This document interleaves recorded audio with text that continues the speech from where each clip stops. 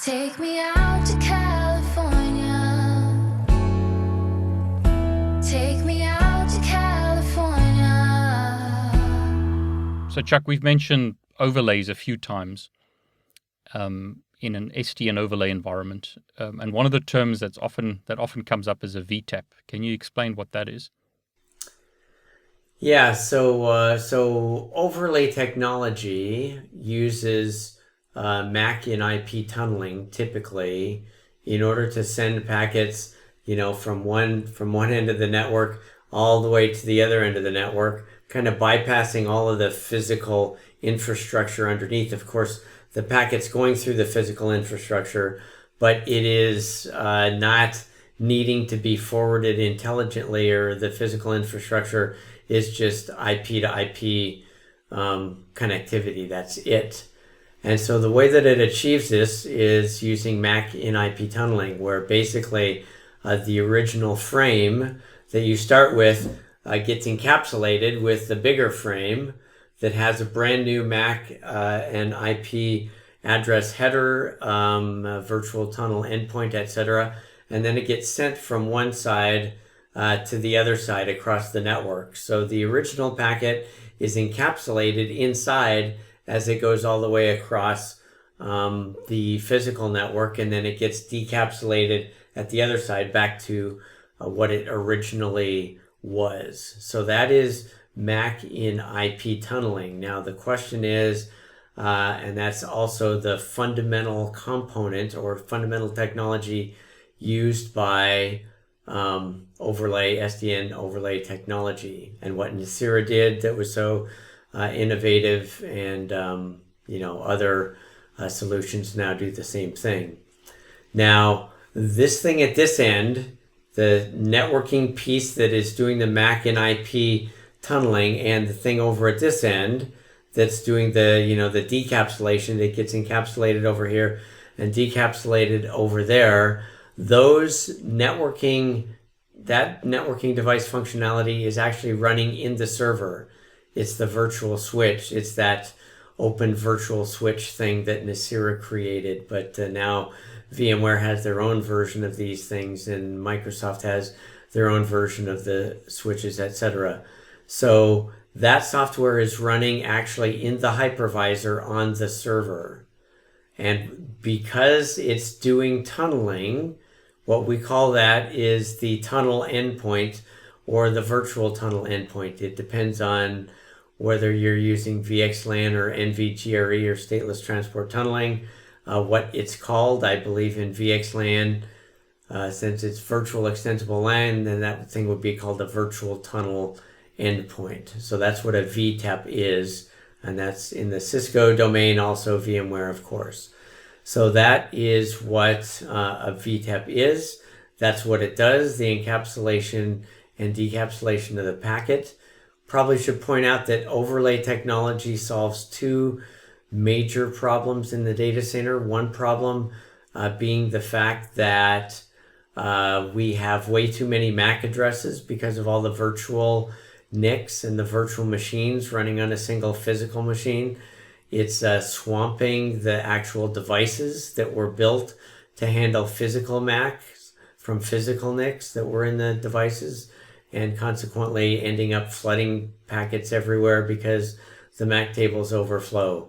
The reason that it cuts down on the MAC addresses, I'll give you a second to think about it. It's because the original virtual MAC address from the host that's a virtual machine on that one side, what is it? It's encapsulated.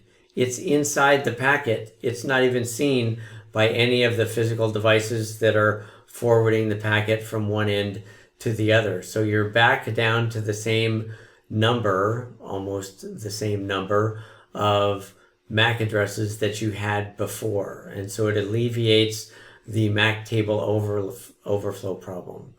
The second problem that it overcomes is this whole idea of that comes up in the context of cloud. And with a cloud, you need a way to differentiate traffic for your virtual tenants and to keep those tenants traffic away from each other. And the way that you would typically do that is you would use VLANs in order to do that. But of course, VLANs, there's only room for 4K different VLANs.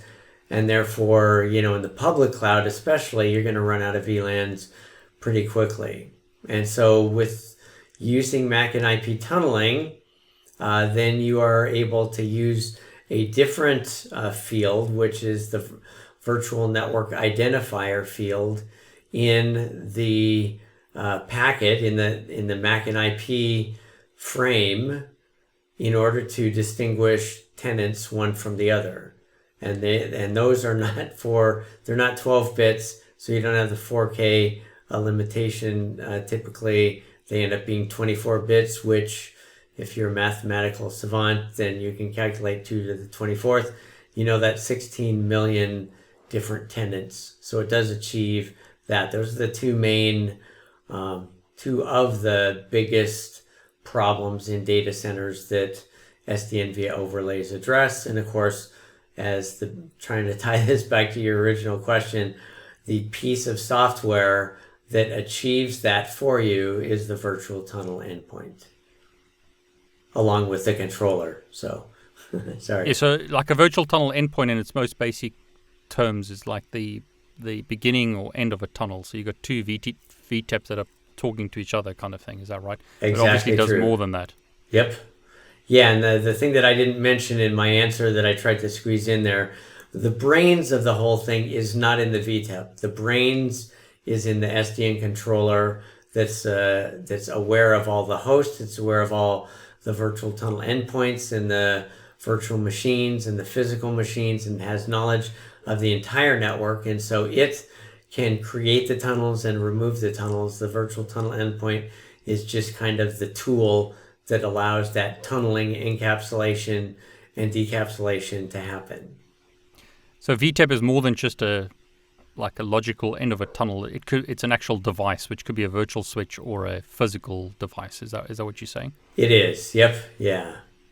But then, so if you had like three different, let me put it on me. If you've got three different VTEPs, the controller can set up different tunnels between different VTEPs per the requirements of the data flows between the virtual machines. Is that right? Right. And yeah, basically you'll have thousands of VTEPs in a big data center. So there will be a VTEP on every physical device. So the physical device will be running virtualization software. So if it's running VMware, it could be a server, ESX, basically, yeah? Yeah. Yep. And Sorry, so it's going to be running there. There will be VTEP running there, and that OVS switch is going to be implementing the virtual tunnel endpoint for all of the connections that exist, that are brought up and brought down by the controller that's in charge of that SDN overlay network. So Chuck, we've covered a lot of ground in this call, and I just want to ask you more and more and more, but unfortunately our time has come to an end. So again, I want to thank you very much for answering all these questions. Everyone listening, please send me questions on Twitter or add it below the video, things that you'd like me to ask Chuck, and we'll try and go through those questions during our calls. So Chuck, again, thanks so much for sharing your wisdom and knowledge with us. Thank you, David. Have a great day, or a great weekend, should I say. And you as well. Cheers.